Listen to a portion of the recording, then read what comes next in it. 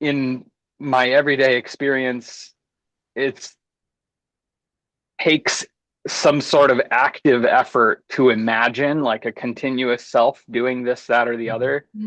So in a certain sense, like it seems, like one seems pretty clear, maybe up to four and five, like I don't really want things. I haven't wanted things, but do I want to want things? Like, am I, is that still number four? Like, there was definitely personal choices that I was doing in a patterned way, addictive behaviors where I Yeah. realized, like, oh, this thing stimulates like the neurochemistry of wanting. It's like it's Yeah. Yeah. triggering dopamine. And if Yeah. you've Yeah. ever taken something that triggers like pure dopamine, it's not reward, it's not satisfying, it's Yeah. just like craving, it's Yeah. more, it Yeah. tastes Yeah. like more.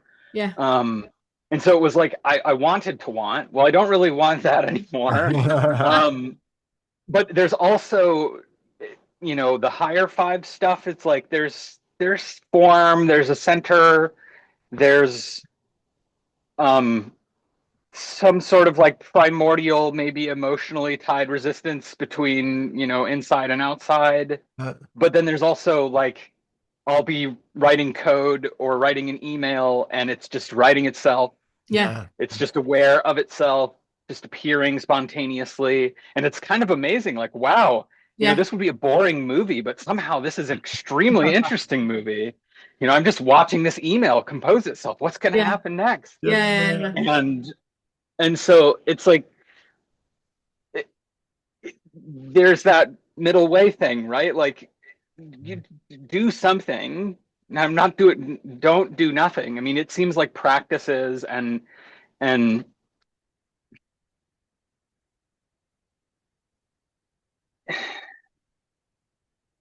it seems like like cause and effect seems real, Yeah. Yeah. and practices have outcomes. If Yep. you Yeah. if you if you Yep. want to learn how to focus better, like doing concentration meditations or things like that seem to help, but also like there's sort of nowhere to go or nowhere to get, or it's not clear like what the edge of the sticker you're trying to peel, like there's Yeah. Oh no yeah. free edge to grab at. So it's Yeah. really like that's not really a question, but Yeah, but it sounds to me like you would like some kind of direction on where to look next, because it sounds like you have a really good grasp of all the 10 feathers. You have 9 feather experiences with the flow and all that.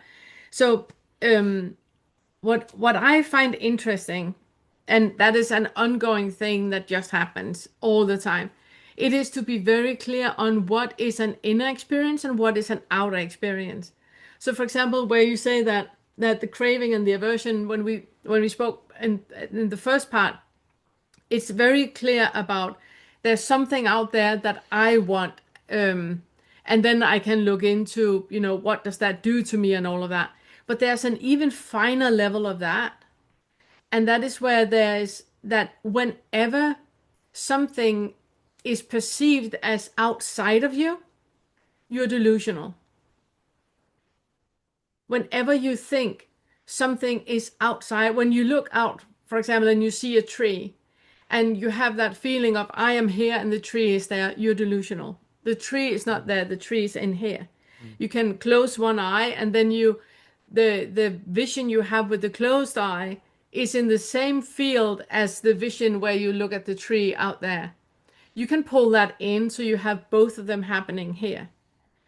So what I would love for you to work with until next time that we see you is work with that.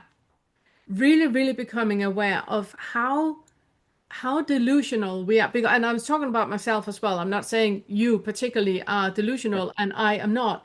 I am absolutely bloody delusional all the time because because of my biological being and because of, surges of hormones that are released, like we talk about with dopamine and all that, we have a biological and biochemical being that is working against our enlightenment, because the body keeps the eyes are working in a way so it looks like things are three-dimensional and up there. And if I'm not aware, I can bloody forget that that plant over there is not over there, it's in here. I can hear a dog barking over there by the neighbors. If I am not aware, I think the dog is barking over by the neighbors and not in here.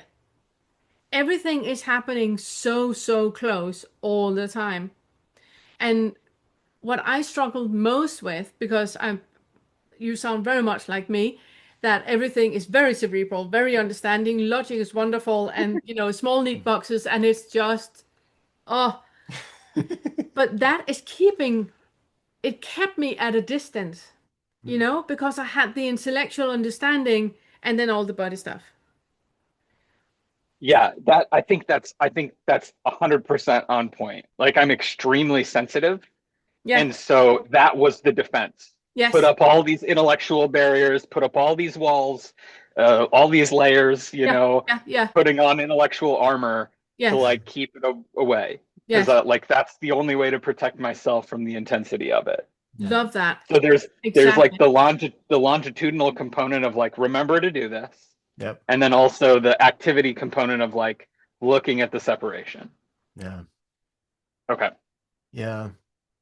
Yeah. There was something else about what you said that sparked something. I'm trying to remember what it was. Yeah, there were so many things, but I thought if we start in one place, because I know exactly what I want to say next time. Okay. I think I know what I want to say next time. Yeah. Yeah, I'm sorry, I lost what it was that had specifically sparked. Hmm. I'll call you back if I remember it during the course of the Of group. today, yeah. Um. Oh yeah, yeah. It's one of those things that's like It hanging is just outside of the. just outside of reach. Yeah. Hmm. A lot of times they come back. Um.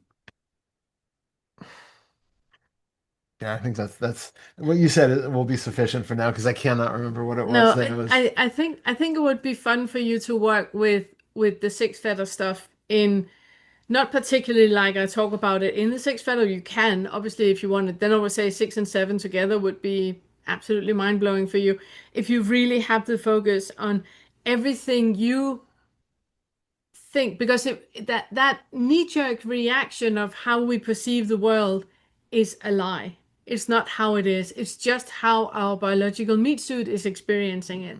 So really see if you can pick that layer off. And if you feel that vulnerability that you talked about, that you have that like a protective layer, then just sit with that vulnerability and see what is that actually pointing to, because it might be, developmental distress, something that has happened pre-verbal, you will never ever get access to it, then we can work with it in one way. But it can also be some kind of intellectual protection that you have memories of, childhood, and you needed to be the clever one, and then people would treat you in a certain way, so that was your survival. Then you can sit with that. But really see if you can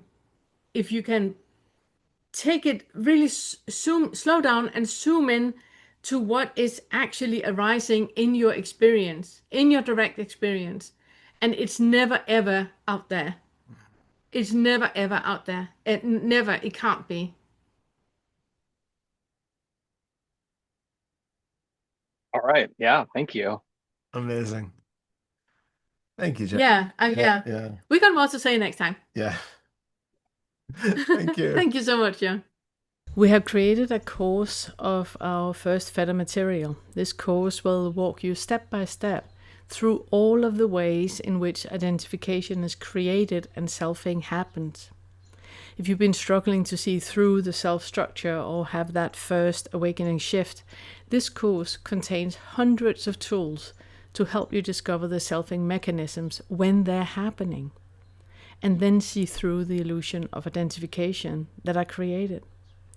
Along with over 14 hours of videos, this $49 course contains a full book worth of summaries, extrapolations on the videos, written inquiry suggestions, and other text. So work slowly, leave time for integration.